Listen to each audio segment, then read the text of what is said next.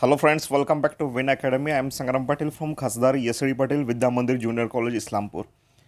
Last लेक्चरमध्ये आपण halogen डायडीज of अल्केनच्या बाबतीमध्ये SN2 मेकॅनिझम हा काय विषय आहे याच्याबद्दलचं डिस्कशन केलेलं होतं.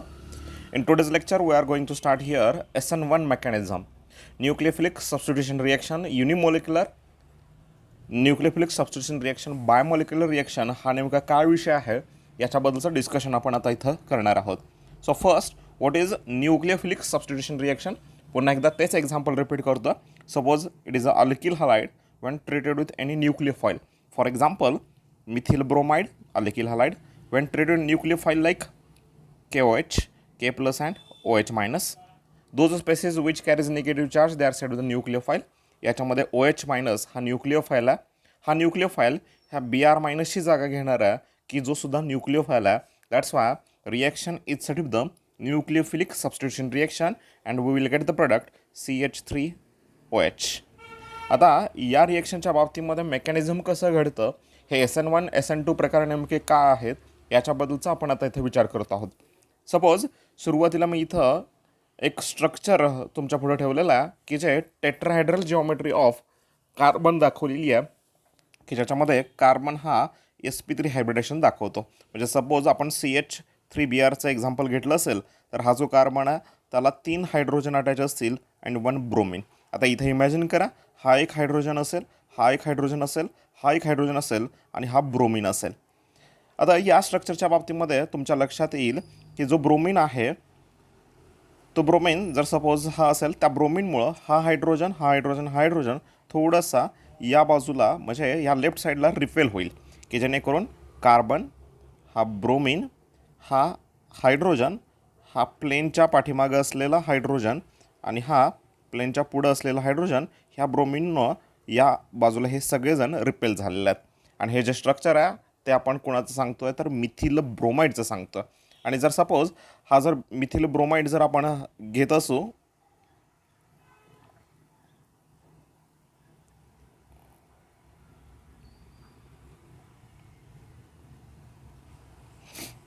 आता सपोज मिथिल ब्रोमाइड आपण सुरुवातीला स्ट्रक्चर घेत असू की जे या पद्धतीचं असेल CH3Br प्लस OH मायनस. हा जो BR मी सांगितलेला होता त्याच्याऐवजी OH मायनस येणार आहे, म्हणजे इथं OH येणार आहे आणि हे सगळ्या आहे त्या ठिकाणी राहणार आहेत. म्हणजे हे जे कॉन्फिगरेशन आहे ते रिटेन झालं असं आपण म्हणू शकतो. पण याचं मेकॅनिझम कसं घडतं हे पाठीमागच्या लेक्चरमध्ये आपण बघितलेलं होतं.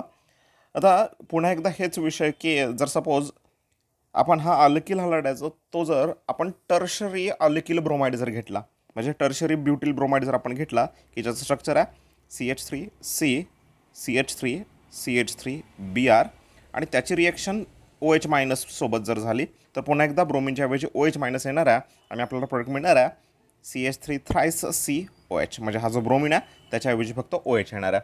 आपण हे इमॅजिन करूया, हा कार्बन हा जो असेल तो मिथिल ग्रुप, हा दुसरा मिथिल ग्रुप आणि हा तिसरा मिथिल ग्रुप आणि हा ब्रोमिन असेल.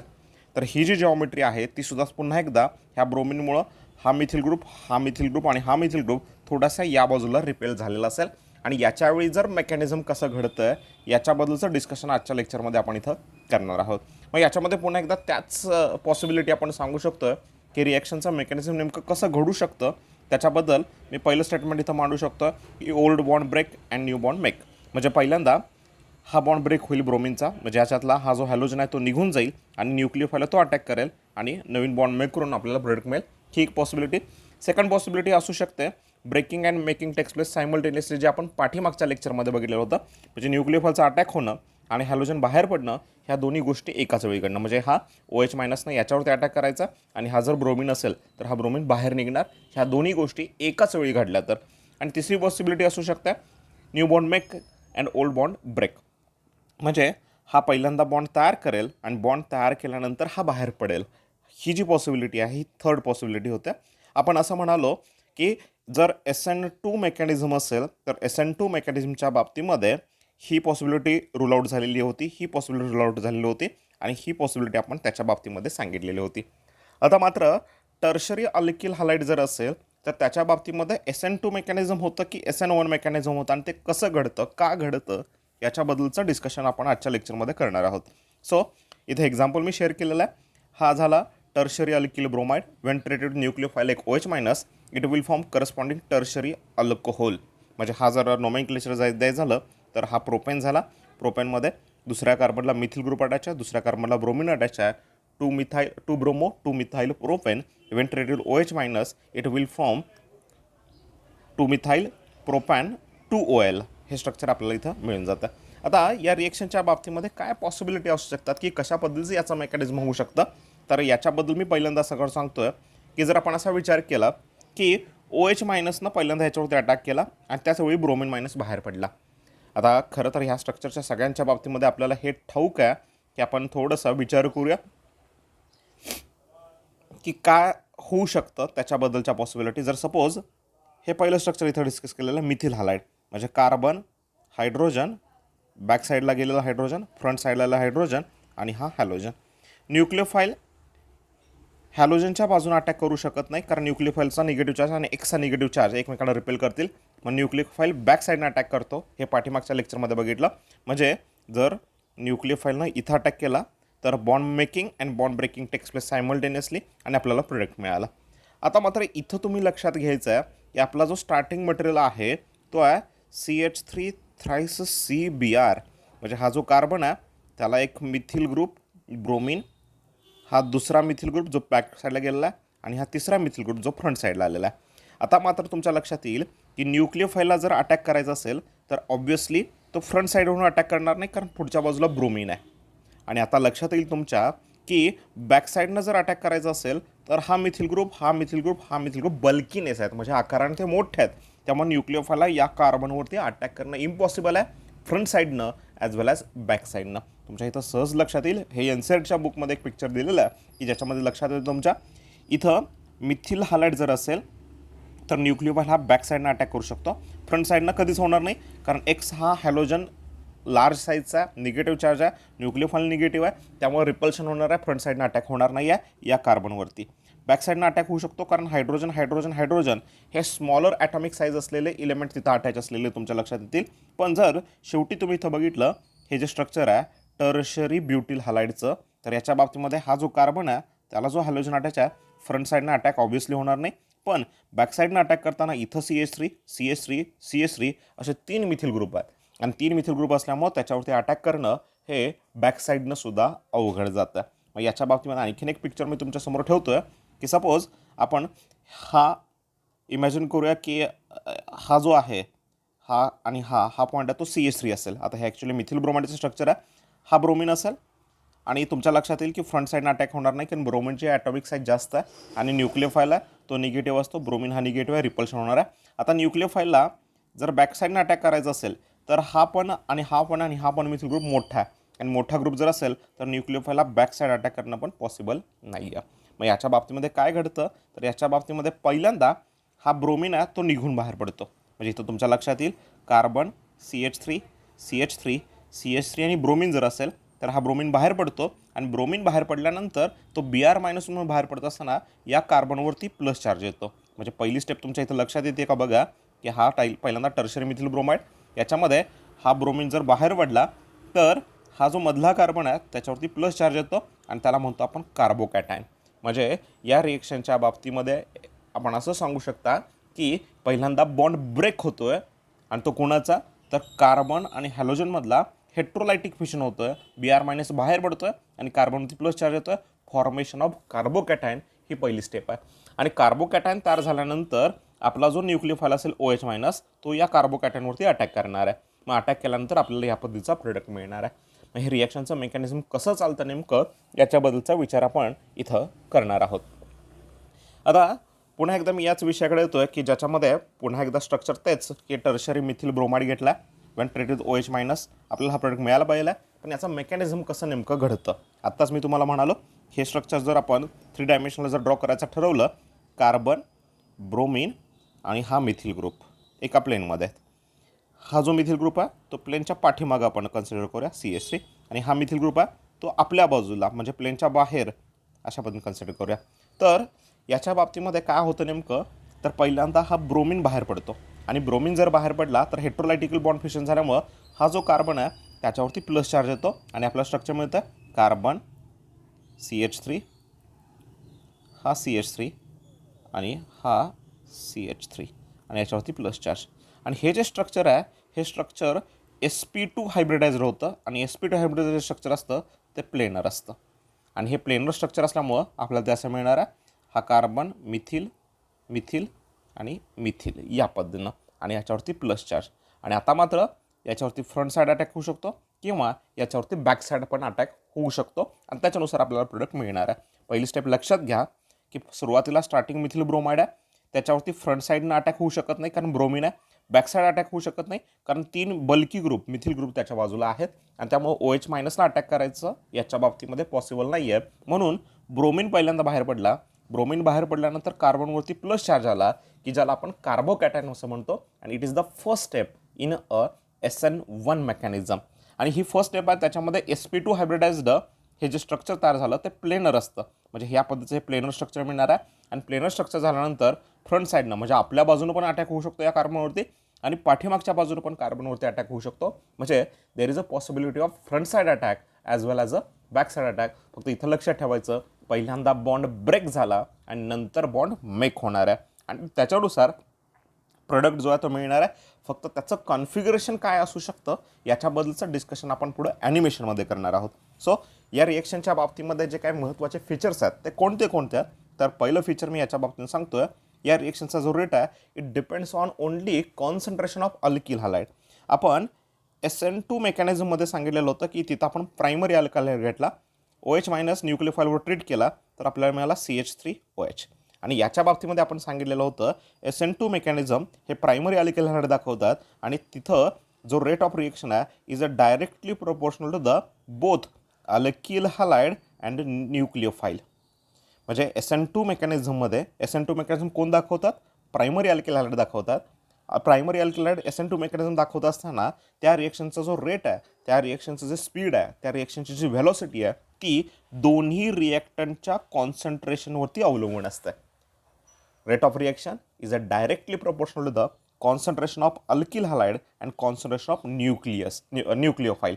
आणि या बाबतीमध्ये मात्र या रिएक्शनच्या बाबतीमध्ये जे आपण SN1 मेकॅनिझम आता इथं डिस्कस करतो, SN1 मेकॅनिझमच्या बाबतीमध्ये या रिएक्शनचा जो रेट आहे it only depends on concentration of alkyl halide. म्हणजे आपला अल्किल हॅलाइड कोण आहे? तर हा टर्शरी ब्युटिल ब्रोमाइड. म्हणून इथं तुमच्या पुढं स्टेटमेंट दिसतं आहे, या रिएक्शनचा जो रेट आहे is equal to K into concentration of CH3 thrice CBr. म्हणजे फक्त याच्यावरती डिपेंड आहे, OH मायनसचा याच्यावरती काहीही अफेक्ट होत नाही. दॅट्स वाय या रिएक्शनला आपण फर्स्ट ऑर्डर रिएक्शन म्हणून ओळखू शकतो. जर या रिएक्शनचा रेट हा याच्यावरती आणि याच्यावरती डिपेंड असता आणि इथं आपण कॉन्सन्ट्रेशन ऑफ न्यूक्लियोफाईल लिहिलं असतं तर या रिएक्शनची ऑर्डर झाली असती सेकंड ऑर्डर. पण या रिएक्शनचा कायनेटिक स्टडी असं सांगतो की rate of reaction depends on only one reactants concentration. That's why order of reaction is a first. आणि ही रिएक्शन एका मोलिक्युलरवरती डिपेंड आहे. म्हणून या रिएक्शनच्या बाबतीमध्ये आपण म्हणू शकतो इट इज अ युनिमोलिक्युलर रिएक्शन. म्हणजे पाठीमागच्या लेक्चरमध्ये आपण बघितलं, एखाद्या रिएक्शनचा रेट दोन रिएक्टंटच्या कॉन्सन्ट्रेशनवरती डिपेंड असेल तर त्याला आपण बाय मोलेक्युलर रिएक्शन असं म्हणालो आणि म्हणून ती रिएक्शन होती SN2. आणि आता मात्र ही युनिमोलिक्युलर रिएक्शन आहे. This reaction depends on only concentration of tertiary alkyl bromide. That's why it is a SN1 mechanism. म्हणून या रिएक्शनला आपण SN1 मेकॅनिझम असं म्हणू शकता. सो नेक्स्ट पॉईंट याच्यामध्ये there are it is a 2 step mechanism. म्हणजे आपण SN2च्या बाबतीमध्ये सांगितलेलं 1 स्टेप मेकॅनिझम, पण SN1 मेकॅनिझम जे असेल ते 2 स्टेप मेकॅनिझम आहे. 2 स्टेप मेकॅनिझम कुठलं? तर फर्स्ट बॉन्ड ब्रेक. म्हणजे हा जो टर्शरी ब्युटिल ब्रोमाइड आहे त्याच्यातला Br मायनस जर हेट्रोलायटिकली ब्रेक होऊन बाहेर पडला तर आपल्याला इथं मिळणार आहे CH3C, CH3, CH3 आणि ह्या कार्बनवरती plus charge. It is a first step आणि it is a very slow step. आणि ही जी फर्स्ट स्टेप आहे त्या फर्स्ट स्टेप नंतर OH मायनस याच्यावरती अटॅक करणार आहे आणि it is a second step to form corresponding product. म्हणजे दुसऱ्या स्टेपमध्ये न्यूक्लियोफाईल अटॅक करेल. म्हणजे पहिल्यांदा bond break and then bond make अशा प्रकारचं मेकॅनिझम इथं घडतं. That's why it is a 2 step mechanism. SN2 mechanism होतं ते 1 स्टेप मेकॅनिझम होतं आणि आज आपण बघतो SN1 mechanism is a 2 step mechanism. Next point इथं डिस्कस केला, first bond break and then make. मी आताच सांगितलं, पहिल्यांदा Br मायनस बाहेर पडेल आणि नंतर OH मायनस अटॅक करेल आणि मग आपल्याला ह्या पद्धतीचा प्रोडक्ट मिळणार आहे. आणि याच्यामध्ये मगाशी मी सांगितलं पहिली जी स्टेप आहे की जी आहे फॉर्मेशन ऑफ कार्बोकॅटायन, कार्बनवरती प्लस चार्ज येणार आहे. It is a slow step, आणि slow step is always a rate determining step.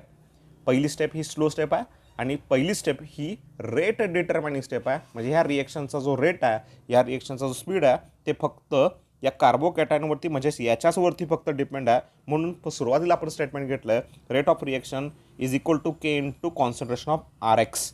म्हणजे ह्या रिएक्शनचा जो स्पीड आहे तो फक्त अल्किल हॅलाइडवरती डिपेंड आहे. न्यूक्लियोफाईल याच्यामध्ये इन्व्हॉल्व होत नाही आहे, म्हणून it is a first order reaction. It is a unimolecular reaction. म्हणून हे लक्षात ठेवायचं. There are 2 steps. One step is a bond breaking and formation of carbocation. पहिल्या स्टेपमध्ये बॉन्ड ब्रेक होणार, कार्बोकॅटायन तयार होणार, आणि ही स्लो स्टेप आहे, आणि म्हणून it is a first order reaction. आणि दुसऱ्या स्टेपमध्ये मात्र OH मायनस त्याच्यावरती अटॅक करणार आणि आपल्याला त्या पद्धतीचं प्रोडक्ट मिळणार आहे. It is a second step. पुढचं स्टेटमेंट इथं आपण दिलेलं आहे, back side as well as a front side attack is possible. आता पहिल्या स्टेपमध्ये जो कार्बोकॅटायन तयार झाला, म्हणजे आपण हे CH3 आणि CH3 हे प्लेनर स्ट्रक्चर बनतं. हे कसं प्लेनर बघतं ते ॲनिमेशनमध्ये पुढे दाखवलेलं आहे. आणि नंतर मात्र OH मायनस अटॅक करणार आहे या कार्बनवरती. आता याच्यावरती जर अटॅक करायचा असेल तर देर आर 2 पॉसिबिलिटीज. म्हणजे आपल्या बाजूनं पण अटॅक होऊ शकतो आणि आपल्या प्लेनच्या पाठीमागनं पण अटॅक होऊ शकतो. आणि जर प्लेनच्या पाठीमागनं जर अटॅक झाला तर हे 3 मिथिल ग्रुप असतील ते आपल्या बाजूला सरकतील, आणि OH मायनसनं जर फ्रंट साईडनं अटॅक केला तर हे 3 मिथिल ग्रुप आहे ते आपल्या अपोजिट साईडला रिपेल झालेले तुमच्या लक्षात येतील. म्हणून इथं आपण म्हणू शकतो देर आर 2 पॉसिबिलिटीज, एक front side attack as well as a back side attack. याच्याबद्दलचं एक्सप्लेनेशन मी ॲनिमेशनमध्ये देतो आहे, त्यावेळी अगदी केअरफुली ह्या सगळ्या गोष्टी बघा. नेक्स्ट स्टेटमेंट आपण इथं घेतो, formation of carbocation takes place. म्हणजे ही जी रिएक्शन आहे या रिएक्शनमध्ये पहिली स्टेप आहे कार्बोकॅटायन तयार होण्याची. आपण SN2 मेकॅनिझममध्ये सांगितलेलं होतं की there is a no formation of carbocation. पण या स्टेपमध्ये मात्र, या रिएक्शनच्या बाबतीमध्ये मात्र कार्बोकॅटायन हे तयार होत आहेत. पण carbon carries positive charge, it is sed the carbocation. Carbocation का तयार झाला तर OH मायनसला अटॅक करणं या कार्बनवरती पॉसिबल नाही आहे. म्हणून कार्बन आणि ब्रोमिनमधला पहिल्यांदा बॉन्ड ब्रेक झाला, तो हेट्रोलायटिकली Br मायनस बाहेर पडला आणि कार्बनवरती प्लस चार्ज झाला. And that's why there is a formation of carbocation takes place. हे आपण या मेकॅनिझमच्या बाबतीमध्ये सांगू शकता. नेक्स्ट स्टेटमेंट दिलं, देर आर 2 ट्रान्झिशन स्टेट्स. म्हणजे आपण पाठीमागच्या लेक्चरमध्ये असं सांगितलं होतं SN2 मेकॅनिझमच्या बाबतीत देर is only 1 transition state. Transition state it is a state at which reactant carries a maximum potential energy. मग हा नेमका काय विषय, याच्याबद्दलची एक एनर्जी प्रोफाईल डायग्राम ड्रॉ केली जाते. त्याच्याबद्दलचं एक्सप्लेनेशन मी पुढच्या लेक्चरमध्ये देईल. पुढं आपल्याला याच्यामधलं statement, solvent is a polar protic. आपण SN2 मेकॅनिझमच्या बाबतीत सांगितलं, पोलर अप्रोटिक सॉल्व्हंट जर असेल तर SN2 मेकॅनिझम, आणि पोलर प्रोटिक लाईक वॉटर असेल किंवा ॲसिड असेल, CH3COH असेल, अशा प्रकारचे जे सॉल्व्हंट असतील त्यांना आपण काय म्हणू शकतो, पोलर प्रोटिक सॉल्व्हंट म्हणतो. म्हणजे SN1 मेकॅनिझम हे पोलर प्रोटिक सॉल्व्हंटच्या बाबतीत असतील तर त्याच्या बाबतीमध्ये ते पॉसिबल असू शकतं. नेक्स्ट स्टेटमेंट आपण घेतलं, inversion and retention of configuration takes place. आता हा इन्व्हर्जन आणि रिटेन्शन म्हणजे काय, जे सुरुवातीचं स्ट्रक्चर आहे रिॲक्टंटचं तेच प्रोडक्टमध्ये कायम राहिलं तर त्याला म्हणायचं रिटेन्शन. आणि पाठीमागच्या लेक्चरमध्ये जे आपण बघितलं स्ट्रक्चर हे थोडंसं रिव्हर्स झालं, इन्व्हर्ट झालं, आणि त्याला म्हणालो आपण इन्व्हर्जन ऑफ कॉन्फिगरेशन.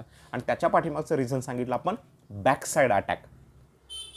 आणि इथं मात्र back side as well as a front side attack असल्यामुळं इथं इन्व्हर्जन पण पॉसिबल आहे आणि रिटेन्शन पण पॉसिबल आहे. हे इन्व्हर्जन आणि रिटेन्शन नेमकं काय आहे ते तुम्हाला ॲनिमेशनच्या फॉर्ममध्ये मी इथं दाखवणार आहे. आणि 50-50% पॉसिबिलिटी असल्यामुळं there is a racemization. when there is a 50% inverted and 50% retained compound, then it is said the racemic mixture. racemic mixture he term काय आहे ते पुढं ऑप्टिकल ॲक्टिव्हिटी ही जी टर्म आहे त्याच्यामध्ये मी एक्सप्लेन करतो तुम्हाला. नेक्स्ट इथं लास्ट स्टेटमेंट आपण असं बघतो, this reaction is shown by tertiary alkyl halide. म्हणजे तुमच्या इथं लक्षात येतं का बघा की टर्शरी अल्किल हॅलाइड जे असतील ते SN1 मेकॅनिझम दाखवतात आणि प्रायमरी अल्किल हॅलाइड हे फार कमी SN1 मेकॅनिझम दाखवतात. आपण रिव्हर्स बघलेलं SN2 मध्ये प्रायमरी अल्किल हॅलाइड हे SN2 मेकॅनिझम दाखवतात more than secondary and then that of the tertiary. इथं मात्र उलटा, टर्शरी अल्किल हॅलाइड जे असतील तेच SN1 मेकॅनिझम प्रायोरिटीनं दाखवताना लक्षात येतील. सो नेक्स्ट पॉईंटकडे आपण जातो. आता मी तुम्हाला सांगितलं की हे मेकॅनिझम नेमकं कसं घडतं याच्याबद्दलचं आपण इथं डिस्कशन करणार आहे. तर पहिली step obviously formation of carbocation. हा जो टर्शरी मिथिल ब्रोमाइड जो असेल त्यातला Br मायनस बाहेर पडला, कार्बनवरती प्लस चार्ज आला, कार्बोकॅटायन तयार झाला. आणि ह्या कार्बोकॅटायनवरती OH मायनस अटॅक करणार आहे, तो फ्रंट साईडनं अटॅक करू शकेल किंवा बॅक साईडनं अटॅक करू शकेल. फ्रंट साईड अटॅक केला तर retention of configuration, back side attack केला तर इन्व्हर्जन ऑफ कॉन्फिगरेशन ह्या गोष्टी घडणार आहेत. ह्या नेमक्या कशा घडतात याच्याबद्दलचं एक्सप्लेनेशन ॲनिमेशनच्या फॉर्ममध्ये मी इथं तुमच्या पुढं देत आहे. सपोज इथं तुमच्या लक्षात येतं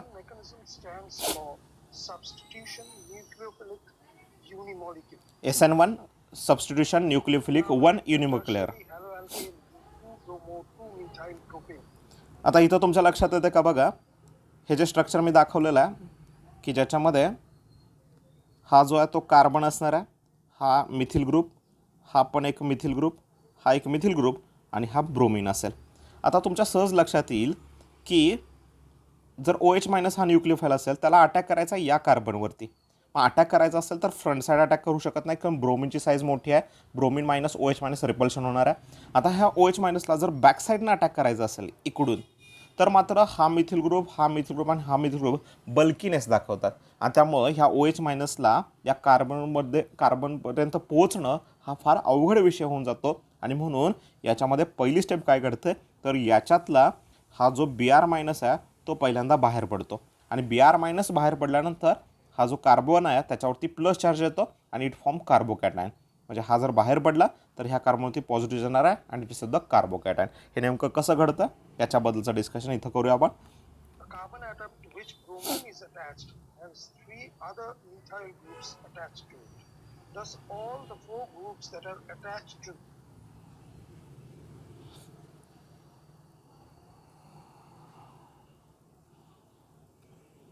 SN1 mechanism stands for nucleophilic alloalkane 2-bromo-2-methyl group attached has 3 other methyl groups attached to it. Thus, all the 4 groups that are attached to the central carbon atom are bulky groups and causes steric hindrance for a nucleophile attack. The following animation will show you. इथं आपलं statement असं दिसेल की हे जे structure आहे की ज्याच्यामध्ये OH- फ्रंट साईड अटॅक करता येत नाही कारण इथं ब्रोमीन आहे आणि जर बॅक साईड अटॅक असेल तर हे बल्कीनेस दाखवतात आणि त्याला आपण स्टेरिक क्राउडिंग असं म्हणतो, त्याला आपण स्टेरिक हिंड्रन्स असं म्हणतो. Next, that there is no space for nucleophile attack from any side. हे स्ट्रक्चर बघू शकता ॲनिमेटेड. आता या स्ट्रक्चरच्या बाबतीमध्ये Here, due to inductive effect of the 3 methyl groups, the bonding electron pair is totally shifted. Bromine- आता बाहेर पडणार आहे आणि हा जर ब्रोमीन- बाहेर पडला तर तुमच्या लक्षात येतं का बघा, हा ब्रोमीन- आता बाहेर पडतोय आणि ब्रोमीन- बाहेर पडल्यानंतर हे जे स्ट्रक्चर आहे आता हे लक्षात येईल तुमच्या की हे जे स्ट्रक्चर आहे की ज्याच्यामध्ये ब्रोमीन इथं जो होता तो बाहेर पडला आणि ब्रोमीन बाहेर पडल्यानंतर हे 3 मिथिल ग्रुप आहेत ते एका प्लेनमध्ये येणार आहेत आणि हा कार्बन असेल त्याच्यावरती प्लस चार्ज येणार आहे आणि त्याला आपण कार्बोकॅटायन असं म्हणू शकतो. सो बघा ह्याच्यामध्ये काय आता प्लेनर स्ट्रक्चर कसं तयार होतं, मग अशी टेट्राहायड्रल जॉमेट्री होती पण ब्रोमीन बाहेर पडल्यानंतर जे स्ट्रक्चर तयार होतं ते प्लेनर स्ट्रक्चर तयार होतं. सो 3 मिथिल ग्रुप आता एका सेम प्लेनमध्ये येतील. बघा ब्रोमीन बाहेर पडला आणि 3 मिथिल ग्रुप आणि कार्बन एका प्लेनमध्ये आले, त्याला आपण प्लेनर स्ट्रक्चर म्हणतो आणि ही स्लो स्टेप आहे आणि ही स्लो स्टेप असल्यामुळं ही पहिली स्टेप झाली इथं कंप्लीट झाली आणि ही स्लो स्टेप आहे आणि या स्लो स्टेपला आपण RDS म्हणतो आहे, रेट डिटर्मिन स्टेप, की ज्याच्यामध्ये एकच मॉलिक्युल आहे. That's why it is a nucleophilic substitution unimolecular reaction असं स्टेटमेंट आपण इथं बघितलेलं आहे. आता तुमच्या लक्षात येईल की आता हा कार्बोकॅटायन जो तयार झाला, हा कार्बोकॅटायन हा पण प्लस चार्ज असलेला कार्बन आहे. आता OH- आहे, OH- या साईडनं पण अटॅक करू शकतो किंवा OH- या बाजूनं पण. आता इमॅजिन करा OH- जर या बाजूनं अटॅक केला तर हे 3 मिथिल ग्रुप आहेत ते या बाजूला रिपेल होतील. म्हणजे सुरुवातीला जे स्ट्रक्चर होतं हा मिथिल ग्रुप, हा मिथिल ग्रुप, हा मिथिल ग्रुप आणि आता नवीन आलेलं OH ग्रुप. म्हणजे पहिलं जे स्ट्रक्चर होतं ते रिटेन होतं म्हणून त्याला म्हणायचं रिटेन्शन ऑफ कॉन्फिगरेशन. आणि जर बॅक साईड अटॅक झाला म्हणजे हा जो OH- आहे त्याने इकडून अटॅक केला तर हा मिथिल ग्रुप ह्या बाजूला रिपेल होणार आहेत आणि आपला स्ट्रक्चर मिळेल कार्बन अटॅक केलेला OH, हा मिथिल ग्रुप, हा पाठीमागचा आणि हा पुढचा मिथिल ग्रुप आणि हे स्ट्रक्चर आहे ते इन्व्हर्ट झालं. म्हणजे आहे असं राहिलं असतं तर त्याला इन्व्हर्जन म्हणजे फ्रंट साईड अटॅक होतो तेव्हा रिटेन्शन ऑफ कॉन्फिगरेशन आणि जेव्हा ओ एच मायनस बॅक साईडनं अटॅक करतो तेव्हा ते इन्व्हर्ट होतं, म्हणून त्याला म्हणायचं inversion of configuration. Front side attack retention of configuration, back side attack inversion of configuration takes place. आता इथं ॲनिमेशनमध्ये तुमच्या लक्षात येईल की बघा SN1 reaction. The carbocation thus formed may now be attacked आता from याच्यावरती अटॅक होणार आहे तो कोणाचा होतो. आता हा जो आहे तो इमॅजिन करायचा सगळ्यांनी, हा असणार आहे ओ एच मायनस. आणि ओ एच मायनस याच्यावरती अटॅक करायला गेला म्हणजे ब्रोमिन बाहेर पडला इथला, आणि हा प्लस चार्ज असलेला कार्बोकॅटायन ही फर्स्ट स्टेप आहे. आणि त्याच्यावरती आता ओ एच मायनस अटॅक करतो. ओ एच मायनस अटॅक केल्यानंतर हा मिथिल ग्रुप, हा मिथिल ग्रुप आणि हा मिथिल ग्रुप या बाजूला रिपेल होतील आणि स्ट्रक्चर पुन्हा एकदा रिटेन होईल, तसंच राहील जे सुरुवातीला होतं, म्हणून त्याला म्हणायचं रिटेन्शन ऑफ कॉन्फिगरेशन. आणि ओ एच मायनसनं जर इकडून अटॅक केला असता तर हे या बाजूला ढकलले गेले असते आणि त्याला म्हणायचं inversion of configuration. Let's see. of course sp3 hybridization. आता अटॅक झाला आणि 3 मिथिल ग्रुप लेफ्ट साईडला रिपेल झाले. सो नेक्स्ट आता याच्या पुढचा जो पार्ट आहे की ज्याच्यामध्ये आपण SN2 आणि SN1 मेकॅनिझम या दोघांच्यामधला डिफरन्स काय हे थोडंसं समजून घेण्याचा प्रयत्न करूया. तर SN2 मेकॅनिझम जे असेल की SN1 मेकॅनिझम जे असेल त्याच्यामध्ये रेट ऑफ रिएक्शन हा फक्त एकावरतीच डिपेंड असतो. आणि ते एक्झाम्पल कुठलं आहे, टर्शरी अल्किल हॅलाइड असेल तर SN1 मेकॅनिझम सांगायचा आणि rate of reaction depends on only alkyl halide. Next statement आहे ऑर्डर इज अ फर्स्ट, आत्ताच सांगितलं याची ऑर्डर फर्स्ट असणार आहे. नेक्स्ट स्टेटमेंट आपण इथं बघितलं की it is a unimolecular reaction. नंतर इट इज अ 2 स्टेप, पहिली कार्बोकॅटायनची आणि नंतर बॉन्ड मेक होण्याची. There are bond breaking first and then bond making. पहिल्यांदा बॉन्ड ब्रेक होणार, नंतर बॉन्ड मेक होणार. त्यानंतर back side attack as well as front side attack आत्ताच बघितलं. पुढूनही अटॅक होऊ शकतो आणि पाठीमागूनही अटॅक होऊ शकतो. Formation of carbocation SN1 mechanisms असेल तर कार्बोकॅटायन तयार होतात. Next statement there are 2 transition states. इथं 2 ट्रान्झिशन स्टेट तयार होतात. त्या कशा, त्या पुढं मी एनर्जी प्रोफाईल डायग्राम एक्सप्लेन करताना सांगेन. Solvent is a polar protic आणि inversion and retention of configuration takes place. त्याला आपण रेसेमायझेशन असा शब्द वापरणार आहे. हे रेसेमिक मिक्सचर नेमकं काय आहे हे ऑप्टिकल ॲक्टिव्हिटीमध्ये नेक्स्ट लेक्चरमध्ये मी सांगतो. आणि हे रिॲक्शन कोण दाखवतात तर प्रायोरिटी टर्शरी अल्किल हे SN1 मेकॅनिझम दाखवतात. आणि याच्याबरोबर डिफरन्स जर आपलं बघायचं असेल SN2 मेकॅनिझमच्या बाबतीमध्ये तर ह्या दोघांचं कम्पेअर करूया इथं. तर इथं पहिलं स्टेटमेंट आहे आपण आता सांगतो SN2 मेकॅनिझम. SN2 मेकॅनिझममध्ये रेट ऑफ रिएक्शन दोघांच्यावरती डिपेंड आहे. SN1मध्ये फक्त एकावरतीच डिपेंड आहे. नेक्स्ट स्टेटमेंट आपण घेतलं it is a second order reaction आणि इथं आपण बघितलं first order reaction, it is a second order reaction. पुढचं स्टेटमेंट आपण घेतो it is a biomolecular reaction, दोघांच्यावरती डिपेंड आहे म्हणून बायोमॉलिक्युलर, एकावरती डिपेंड आहे म्हणून युनिमॉलिक्युलर रिएक्शन. नेक्स्ट स्टेटमेंट आपण घेतो it is a 1 step mechanism, म्हणजे bond making and bond breaking takes place simultaneously म्हणून 1 स्टेप मेकॅनिझम. इथं मात्र 2 स्टेप दिसतील तुम्हाला. नेक्स्ट स्टेटमेंट आपण बघतो bond making and bond breaking simultaneously, म्हणजे इथं बॉन्ड ब्रेक अँड मेक एकदमच होतात, त्याला आपण RDS असं म्हणतो. इथं मात्र बॉन्ड पहिल्यांदा ब्रेक होतो, कार्बोकॅटायन तयार होतो आणि तिची स्लो स्टेप आहे आणि it is a RDS. Next इथं आपण घेतो backside attack by a strong nucleophile. तिथं आपल्याला फक्त बॅकसाईड अटॅक दिसला, इथं मात्र backside attack as well as a front side attack. म्हणजे जर SN1 मेकॅनिझम असेल तर कार्बोकॅटायन जो तयार होतो तो प्लेनर असतो आणि हा प्लेनर असल्यामुळे फ्रंट साईड पण अटॅक पॉसिबल आहे आणि बॅक साईड पण अटॅक पॉसिबल आहे. पण SN2 मेकॅनिझमच्या बाबतीमध्ये फक्त बॅक साईड अटॅक आहे, कारण त्याच्या बाबतीमध्ये ब्रोमिनच्या अपोजिट साईडनं अटॅक होतो. तो कसा होतो ते पाठीमागच्या लेक्चरमध्ये आपण बघितलेलं होतं.